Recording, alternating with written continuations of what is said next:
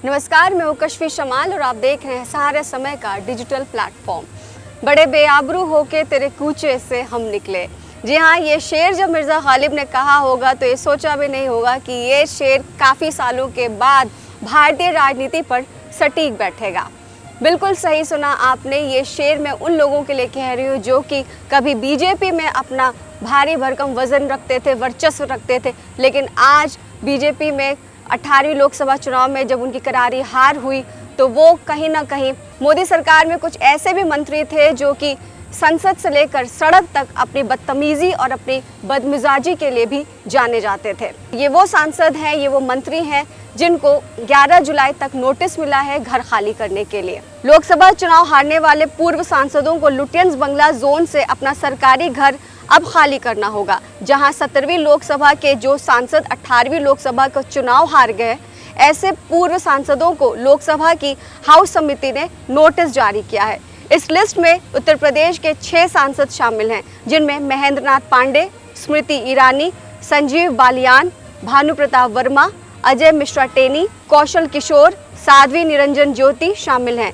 इस नोटिस में कहा गया है कि उन्हें 1 महीने में सरकारी घर खाली करना होगा। कांग्रेस के कद्दावर नेता और सांसद राहुल गांधी का जब बंगला खाली कराया गया था तो उस समय की केंद्रीय मंत्री स्मृति ईरानी ने उन पर खूब कटाक्ष किए थे। उन्होंने राहुल गांधी को झूठा कहा था। उन्होंने ये तक कहा था पब्लिक प्लेटफॉर्म पर कि राहुल गांधी का वो बंगला राहुल का नहीं है बल्कि वो जनता का है। साथ ही साथ स्मृति ईरानी यही नहीं रुकी थी। स्मृति ईरानी पर यह भी आरोप है कि वो पत्रकारों को धमकाया भी करती थी। यहाँ तक कि राहुल गांधी की मां और कांग्रेस की पूर्व अध्यक्ष सोनिया गांधी को भी उन्होंने नहीं बख्शा। हम सबको याद है कि किस तरह से उन्होंने संसद में सोनिया गांधी की बेइज्जती की थी, ये कहते हुए कि सोनिया गांधी माफ़ी मांगो। और अब जब स्मृति ईरानी से घर खाली कराया जा रहा है तो अब शायद कहीं ना कहीं स्मृति ईरानी को एहसास हो जाएगा कि अपमान किसे कहते हैं। वहीं इस कड़ी में एक और नाम है अजय मिश्रा टेनी का, जिनके बेटे आशीष मिश्रा ने लखीमपुर खीरी हिंसा को अंजाम दिया था।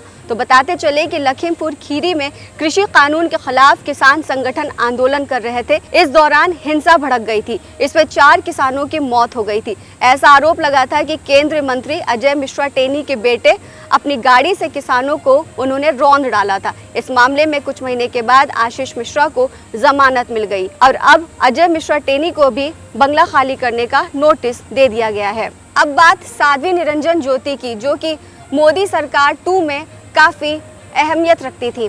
वो भी अपने बयानों के लिए अक्सर विवादों में आती रही हैं। आपको याद होगा कि उन्होंने एक बार कहा था मंच से ही कि दिल्ली में रामजादों की सरकार बनेगी, ना कि डैशजादों की। इस तरह के बेतुके बयान देती हुई पाई गई और उनको भी उनके जो अंधभक्त थे, अंधभक्तों में उनकी काफ़ी लोकप्रियता थी। अब आपको बताते चले कि साध्वी निरंजन ज्योति के भी सर से छत छीनी जा रही है। इन सबको 5 जुलाई और पूर्व मंत्रियों को 11 जुलाई तक सरकारी बंगला खाली करने का नोटिस जारी किया गया है, जिसे पूर्व मंत्री भारती पवार का नाम भी शामिल है। इन मंत्रियों में राजस्थान से कैलाश चौधरी का नाम भी है।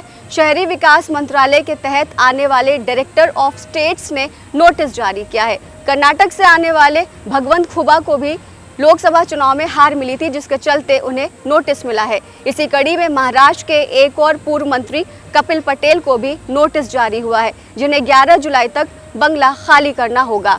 इनके अलावा जिनमें महाराष्ट्र के राव साहेब दानवे भी हैं, लोकसभा चुनाव हार गए हैं। नियम के मुताबिक लोकसभा भंग होने के 1 महीने के अंदर सरकारी घर खाली करना होता है।